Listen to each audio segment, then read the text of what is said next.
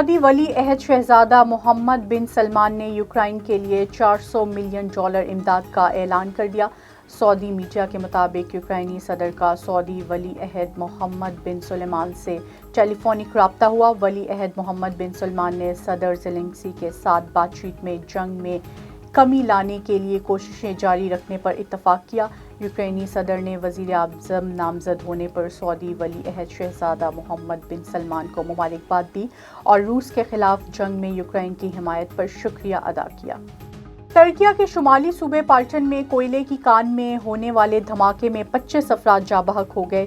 ترکیہ کے شمالی صوبے پالٹن میں کوئلے کی کان میں دھماکے سے 25 افراد کی جان چلی گئی۔ دھماکے کے بعد کان سے 11 افراد کو ریسکیو کر لیا گیا۔ بین الاقوامی میڈیا کے مطابق دھماکہ کوئلے کی کان کے داخلی راستے میں 300 میٹر نیچے ٹرانسفارمر پھٹنے سے ہوا تھا۔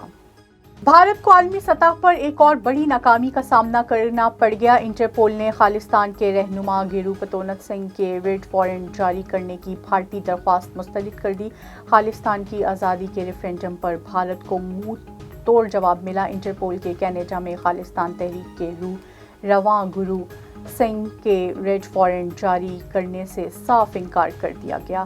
حکومت نے گیرو سنگھ کے خلاف دہشت گردی کے الزامات انٹرپول سے ریڈ وارنٹ جاری کرنے کی درخواست کی تھی۔